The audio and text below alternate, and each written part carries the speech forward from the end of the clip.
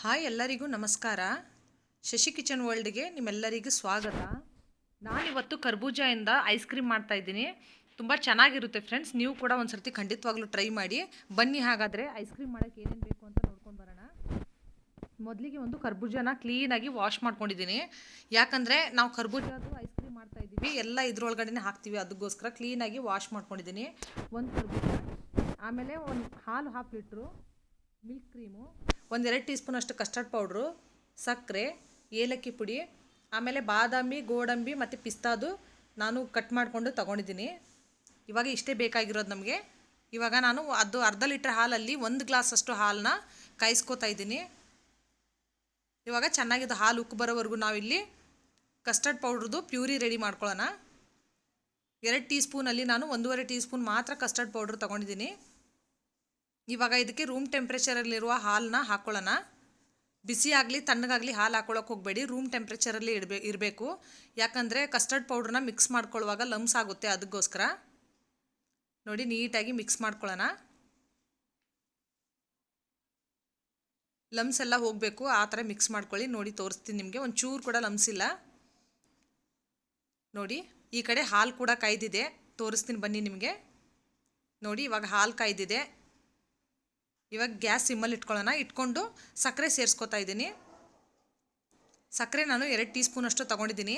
ನೋಡಿಕೊಂಡು ಮುಂದೆ ನಿಮಗೆ ಕಮ್ಮಿ ಅನಿಸಿದ್ರೆ ಮತ್ತೆ ಒಂದು ಸ್ವಲ್ಪ ಸಕ್ಕರೆನ ಸೇರಿಸ್ಕೊಳ್ಳಿ. ಯಾಕಂದರೆ ಕರ್ಬೂಜ ಒಂದೊಂದು ಸಲ ತುಂಬ ಸ್ವೀಟ್ ಇರುತ್ತೆ, ಆಮೇಲೆ ಸಕ್ಕರೆನ ಜಾಸ್ತಿ ಸೇರಿಸ್ಕೊಂಡ್ಬಿಟ್ರೆ ತುಂಬ ಸಿಹಿ ಆಗಿಬಿಡುತ್ತೆ. ಅದಕ್ಕೋಸ್ಕರ ಕರ್ಬೂಜ ಎಲ್ಲ ಮಿಕ್ಸ್ ಮಾಡ್ಕೊಂಡ್ಮೇಲೆ ಆಮೇಲೆ ಒಂದು ಸರ್ತಿ ನೋಡಿ, ಕಮ್ಮಿ ಅನಿಸಿದ್ರೆ ಹಾಕ್ಕೊಳ್ಳಿ. ಇವಾಗ ಕಸ್ಟರ್ಡ್ ಪ್ಯೂರಿನ ಸ್ವಲ್ಪನೇ ಹಾಕ್ಕೊಳ್ಳೋಣ.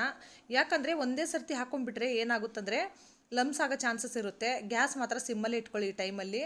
ನೋಡಿ, ಆಲ್ರೆಡಿ ಗಟ್ಟಿ ಆಗಕ್ಕೆ ಸ್ಟಾರ್ಟ್ ಆಗಿದೆ. ಇವಾಗ ನೋಡಿ, ಫುಲ್ಲು ಕಸ್ಟರ್ಡ್ ಪ್ಯೂರಿನ ಸೇರಿಸ್ಕೊಂಡಿದ್ದೀನಿ. ಇವಾಗ ನೀಟಾಗಿ ಮಿಕ್ಸ್ ಮಾಡ್ಕೊಳ್ಳೋಣ ಗಟ್ಟಿ ಆಗೋವರೆಗೂ. ಇದನ್ನು ತಿರುಗಿಸೋವಾಗ ಮಾತ್ರ ಒಂದು 5 ನಿಮಿಷನೂ ಕೈ ಬಿಡಬೇಡಿ ಫ್ರೆಂಡ್ಸ್, ಇಲ್ಲಾಂದರೆ ಗಟ್ಟಿ ಆಗಿಬಿಡುತ್ತೆ, ಕೆಳಗಡೆ ಲಮ್ಸ್ ಎಲ್ಲ ಆಗೋ ಚಾನ್ಸಸ್ ಇರುತ್ತೆ. ಕಂಟಿನ್ಯೂಸ್ಲಿ ಸ್ಟರ್ ಮಾಡ್ತಾನೆ ಇರಬೇಕು. ನೋಡಿ, ಕನ್ಸಿಸ್ಟೆನ್ಸಿ ತೋರಿಸ್ತಾ ಇದ್ದೀನಿ ನಿಮಗೆ ಯಾವ ಥರ ಇದೆ ಅಂತ. ಇವಾಗ ಏಲಕ್ಕಿ ಪುಡಿ ಸೇರಿಸ್ಕೊತಾ ಇದ್ದೀನಿ. ಏಲಕ್ಕಿ ಪುಡಿ ಸೇರಿಸ್ಕೊಂಡ್ಮೇಲೆ ಗ್ಯಾಸ್ ಆಫ್ ಮಾಡ್ಕೊಂಡಿದ್ದೀನಿ. ಗ್ಯಾಸ್ ಆಫ್ ಮಾಡಿಕೊಂಡು ಇವಾಗ ಒಂದು ಸರ್ತಿ ನೀಟಾಗಿ ಮತ್ತೆ ಸ್ಟರ್ ಮಾಡ್ಕೊಳ್ಳೋಣ. ನೋಡಿ, ಇವಾಗ ಆಗಿದೆ. ನೀವು ನೋಡ್ತಾ ಇರ್ಬೋದು ಥಿಕ್ನೆಸ್ ಎಷ್ಟಿದೆ ಅಂತ. ನೀವು ಅನ್ಕೋಬೋದು ತುಂಬ ಗಟ್ಟಿ ಇದೆ ಅಂತ, ಬಟ್ ಇರಲಿ, ಇಷ್ಟು ಬೇಕೇ ಬೇಕು. ಯಾಕಂದರೆ ಕರ್ಬೂಜ ಅದು ನಾವು ಜ್ಯೂಸ್ ಮಾಡಿ ಇದಕ್ಕೆ ಹಾಕ್ತೀವಲ್ಲ, ಮತ್ತೆ ತುಂಬ ತೆಳ್ಳಗಾಗ್ಬಿಡುತ್ತೆ ಫ್ರೆಂಡ್ಸ್. ಅದಕ್ಕೆ ಇವಾಗ ಕರ್ಬೂಜನ ಕಟ್ ಮಾಡ್ಕೊಳ್ಳೋಣ. ಮೀಡಿಯಮಲ್ಲಿ ಕಟ್ ಮಾಡಬೇಡಿ, ಸುಮ್ಮನೆ ಮೇಲೆದು ಏನದು ಲೇಯರ್ ಇರುತ್ತಲ್ಲ ಅದನ್ನು ಮಾತ್ರ ಒಂದು ಸ್ವಲ್ಪ ಕಟ್ ಮಾಡಿಬಿಡಿ. ನೋಡಿ, ಇವಾಗ ಸ್ಪೂನ್ ಸಹಾಯದಿಂದ ಒಳಗಡೆ ಇರೋ ಬೀಜ ಎಲ್ಲ ತೆಗಿಯೋಣ. ತುಂಬ ಈಸಿಯಾಗಿ ಬಂದುಬಿಡುತ್ತೆ. ಸ್ಪೂನ್ ಹಾಕಿ ಒಂದು ಸರ್ತಿ ಈ ಥರ ತಿರುಗಿಸ್ಬಿಟ್ರೆ ತುಂಬಾ ಈಸಿಯಾಗಿ ರಿಮೂವ್ ಮಾಡ್ಕೋಬೋದು ಬೀಜನೆಲ್ಲ. ನೋಡಿ, ನೋಡ್ತಾ ಇದ್ದೀರಾ ನೀವು ವಿಡಿಯೋದಲ್ಲಿ. ನಾನು ಈ ಕಡೆ ಪಕ್ಕಕ್ಕೆ ಒಂದು ಪ್ಲೇಟ್ ಇಟ್ಕೊಂಡಿದ್ದೀನಿ. ಆ ಪ್ಲೇಟ್ ಒಳಗಡೆ ಬೀಜ ಎಲ್ಲ ತೆಗಿತಾ ಇದ್ದೀನಿ. ಒಂಚೂರು ಬೀಜ ಇರಬಾರ್ದು ಫ್ರೆಂಡ್ಸ್. ನೋಡಿ, ಒಳಗಡೆ ನೋಡ್ತಾ ಇರ್ಬೋದು. ಮಿಕ್ಕಿದ 1-2 ಬೀಜ ಇದೆ, ಎಲ್ಲ ತೆಗೆದುಬಿಡ್ತೀನಿ. ಯಾಕಂದರೆ ಸೀಡ್ಸ್ ಇದ್ದರೆ ಚೆನ್ನಾಗಿರಲ್ಲ, ತಿನ್ನೋವಾಗ ಬಾಯಿಗೆ ಸಿಕ್ಕಿದ್ರೆ ಸೀಡ್ಸ್ ಚೆನ್ನಾಗಿರಲ್ಲ ಫ್ರೆಂಡ್ಸ್, ಅದಕ್ಕೋಸ್ಕರ. ನೋಡಿ, ಫುಲ್ ಸೀಡ್ಸ್ ರಿಮೂವ್ ಮಾಡ್ಕೊಂಡ್ಬಿಟ್ಟಿದ್ದೀನಿ.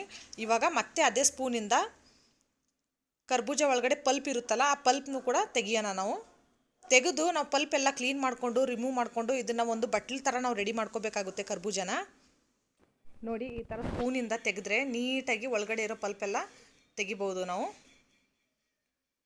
ನೋಡಿ, ಈ ಥರ ನೀಟಾಗಿ ತಕ್ಕೊಳ್ಳಿ. ಇವಾಗ ನೋಡಿ, ಒಂದು ಕ್ಯಾಪ್ ಥರ ರೆಡಿ ಆಗಿಬಿಟ್ಟಿದೆ ಇದು ಕರ್ಬೂಜ. ಇವಾಗ ಈ ಪಲ್ಪ್ ಏನಿದೆಯಲ್ಲ, ನಾವು ಇದನ್ನು ಮಿಕ್ಸಿ ಜಾರ್ಗೆ ಹಾಕ್ಕೊಂಡು ರುಬ್ಕೋಬೇಕಾಗುತ್ತೆ. ಇವಾಗ ಒಂದು ಸ್ವಲ್ಪ ಪಲ್ಪ್ನ ನಾನು ಎತ್ತಿಟ್ಕೊಂಡಿದ್ದೀನಿ. ಇವಾಗ ಮಿಕ್ಕಿದ ಪಲ್ಪ್ನ ನಾವು ಮಿಕ್ಸಿ ಜಾರಲ್ಲಿ ಒಂದು ರೌಂಡ್ ತಿರುಗಿಸ್ಕೊಂಡು ಈ ಥರ ನೋಡಿ ಪ್ಯೂರಿ ಥರ ಮಾಡ್ಕೊಂಡಿದ್ದೀವಿ. ಜ್ಯೂಸ್ ಥರ ಆಗಿದೆ. ಇವಾಗ ಕರ್ಬೂಜ ಜ್ಯೂಸ್ ರೆಡಿಯಾಗಿದೆ. ಈ ಕರ್ಬೂಜ ಜ್ಯೂಸನ್ನ ನಾವು ಕಸ್ಟರ್ಡ್ದು ಏನು ಮಿಕ್ಸರ್ ರೆಡಿ ಮಾಡ್ಕೊಂಡಿದ್ದೀವಲ್ಲ ಅದಕ್ಕೆ ಸೇರಿಸ್ಕೊಂಡ್ಬಿಡೋಣ. ನೋಡಿ, ಈ ಥರ ಸೇರಿಸ್ಕೊಂಡಿದ್ದೀನಿ. ಆಮೇಲೆ ಸ್ವಲ್ಪ ಪಲ್ಪ್ನ ನಾನು ಕಟ್ ಮಾಡಿ ಎತ್ತಿಟ್ಕೊಂಡಿದ್ದೆ, ಕರ್ಬೂಜ ಪಲ್ಪ್ನ, ಅದನ್ನು ಕೂಡ ಸೇರಿಸ್ಕೊತಾ ಇದ್ದೀನಿ. ಇದು ತುಂಬ ಚೆನ್ನಾಗಿರುತ್ತೆ ಐಸ್ ಕ್ರೀಮಲ್ಲಿ. ಇವಾಗ ಮತ್ತೆ ನಾನಿಲ್ಲಿ ಸ್ವಲ್ಪ ಡ್ರೈ ಫ್ರೂಟ್ಸ್ ಏನು ಕಟ್ ಮಾಡಿ ಇಟ್ಕೊಂಡಿದ್ನೋ ಅದನ್ನು ಕೂಡ ಸೇರಿಸ್ಕೊತಾ ಇದ್ದೀನಿ. ಸೇರಿಸ್ಕೊಂಡು ಎಲ್ಲನೂ ನೀಟಾಗಿ ಮಿಕ್ಸ್ ಮಾಡ್ಕೊಳ್ಳಿ. ಎಲ್ಲನೂ ಹೊಂದ್ಕೋಬೇಕು, ಆ ಥರ ಸ್ವಲ್ಪ ನೀಟಾಗಿ ಮಿಕ್ಸ್ ಮಾಡ್ಕೊಳ್ಳಿ. ನೋಡಿ, ಇವಾಗ ಮಿಕ್ಸ್ ಮಾಡ್ಕೊಂಡಿದ್ದಾಯಿತು. ಇವಾಗ ನಾನಿಲ್ಲಿ ಮಿಲ್ಕ್ ಕ್ರೀಮ್ ಇತ್ತಲ್ಲ, ಮಿಲ್ಕ್ ಕ್ರೀಮ್ನು ಒಂದು 2-3 ಟೀ ಸ್ಪೂನ್ ಅಷ್ಟು ಮಿಕ್ಸ್ ಮಾಡ್ಕೊತಾ ಇದ್ದೀನಿ. ನೋಡಿ, ನೋಡ್ತಾ ಇರ್ಬೋದು ನೀವು. ನೋಡಿ, ಇವಾಗ ಮಿಲ್ಕ್ ಕ್ರೀಮ್ ಹಾಕ್ಕೊಂಡಿದ್ದೀನಿ.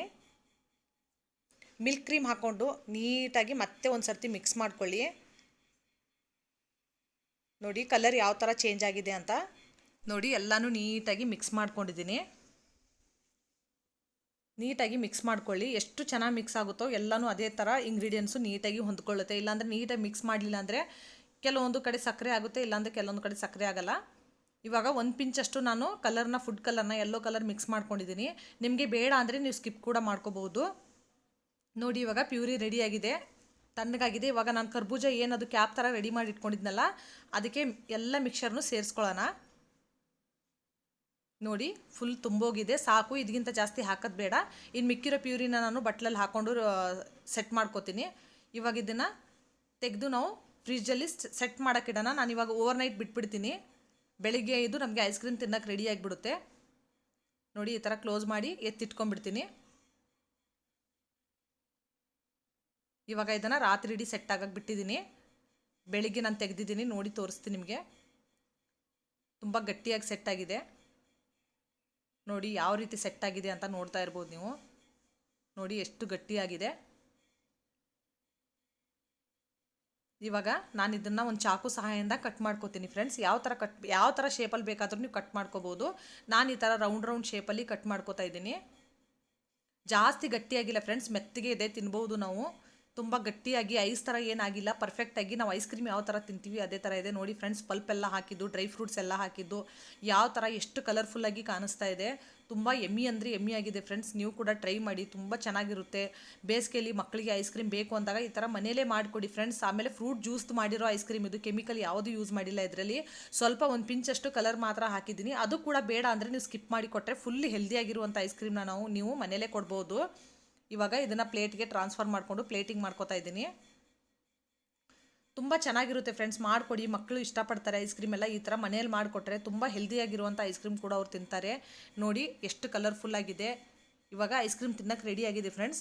ನಿಮಗೂ ಕೂಡ ಈ ರೆಸಿಪಿ ಇಷ್ಟ ಆದರೆ ಲೈಕ್ ಮಾಡಿ, ಶೇರ್ ಮಾಡಿ. ಯಾರೆಲ್ಲ ಇನ್ನೂ ನನ್ನ ಚಾನಲ್ನ ಸಬ್ಸ್ಕ್ರೈಬ್ ಮಾಡಿಲ್ಲ ದಯವಿಟ್ಟು ನನ್ನ ಚಾನಲ್ನ ಸಬ್ಸ್ಕ್ರೈಬ್ ಮಾಡಿ. Thank you for watching friends.